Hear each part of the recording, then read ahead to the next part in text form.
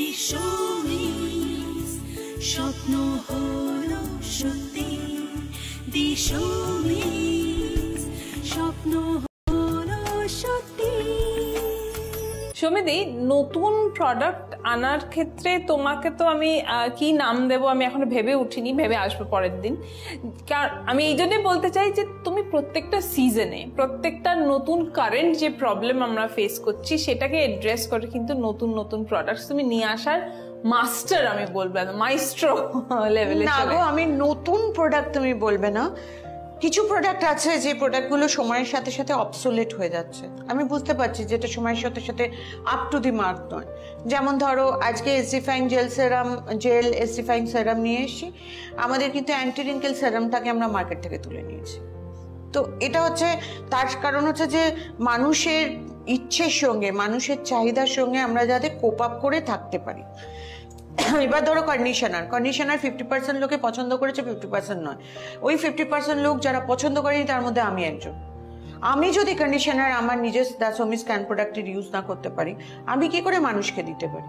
So সেটা নিয়ে প্রচুর কাজ করেছি, আর মানে এত সুন্দর একটা কন্ডিশনার তৈরি করতে পেরেছি না যে মানে আমি বলবো না, যেদিন আপনাদের হাতে আসবে সেদিন বলবেন যে সমিতি কি কাজ করেছে। বাবা, I wish you all the very best. নতুন একটা কিছু প্রোডাক্ট আনবে সেটা ভেবেই ভালো লাগে। অলরেডি যে প্রোডাক্টগুলো চলে এসছে, যেটা বন্ধুদের সাথে আমি আগেও শেয়ার করেছি, যে ম্যাজিক ইন আ বটল আমি যেটা বলে থাকি, দ্যাট ইজ আমাদের ক্যান ফ্রেশ টোনার এবং ক্যান অ্যাক্টিভ টোনার। এবার এই যে নতুন ইনোভেটিভ ইনগ্রেডিয়েন্টসও তার মধ্যে তুমি অনেক নতুন নতুন জিনিস এনেছো, যেটা জেনারেলি আমাদের ক্যান প্রোডাক্টের অন্যান্য প্রোডাক্টে দেখা যায় না। সেইগুলোর ইনোভেশন, সেই ভাবনাগুলো কখন ভাবো তুমি? একটা এত বড় ব্যবসা তোমাকে সামলাতে হয়, তোমার বাড়িতে মাইলো আছে, হিজ এত লিটল, তার মধ্যে ক্যান্ডির এত পড়াশোনার একটা ফেজ যাচ্ছে, কোথায় টাইম পাও তুমি? এটা বলতে পারো না, আমরা না একটা টিমের মতো কাজ করি, তো টিমের ভেতরে ওটা চলে এসছে। যেমন তুমি আমাদের টিমের ভেতরে, তুমিও তো আমাকে বলেছিলে যে কাকাডু প্লাম নিয়ে কাজ করো সমিতি। সো আমি সবগুলো না শুনি, এবং তাছাড়াও টিমের বাইরেও আজকে বহু মানুষ আছে যেখান থেকে আমাদের এমন ফিডব্যাক দিয়েছে কয়েকজন যে তাদের প্রোডাক্ট সম্বন্ধে এত নলেজ, নতুন ধরো মানে কেমিক্যাল মানে ইনগ্রেডিয়েন্টস নিয়ে এত নলেজ, তারা এত সুন্দর রিসার্চ করছে, তারা জয়েন করে গেছে সমিস ক্যান প্রোডাক্ট। যেটা নিয়ে আলোচনা হচ্ছিল সমিতি, যে নতুন প্রোডাক্ট যেটা তুমি এনেছো, সেটা তো আমি সেটাকে ছাড়া এখন সত্যি ভাবতে পারছি না, দিন ভাবতেই পারছি না আমি টোনারটা বাদ দিয়ে, অ্যাক্টিভ টোনার বাদ দিয়ে। অ্যাক্টিভ টোনারের কম্পোনেন্টস নিয়ে যদি আমরা একটু কথা বলি, সেটার মধ্যে আছে ক্যামোমিলে ফ্লাওয়ার এক্সট্রাক্ট। ক্যামোমিল ফ্লাওয়ার এক্সট্রাক্টটা তুমি কেন চুজ করলে? যেহেতু একটা স্কিন কাম করা এফেক্ট দেয় সেই জন্যে? সবটাই তো জানো। হ্যাঁ, অ্যাকচুয়ালি ক্যামোমিলে ফ্লাওয়ার এক্সট্রাক্ট, ক্যামোমিলে যেটা, সেটা আমাদের স্কিনের ডার্কেনিং হওয়াটাকে আটকায়, ব্লেমিসেসকে কম করে, তার সাথে সাথে আমাদের স্কিনের যে ধরো সেলসগুলো মরে যাচ্ছে, মানে ধরো কেয়ার পাচ্ছে না, মরে যাচ্ছে, সেই সেলসগুলোকে রিজুভিনেট করতে কাজ করে, এবং তাছাড়াও পিম্পলটাকে কম করতে সাহায্য করে। এছাড়াও স্কিনের গ্লোয়িং, তুমি যেখানে চলে গেলে সেটা ক্যান অ্যাক্টিভ টোনার।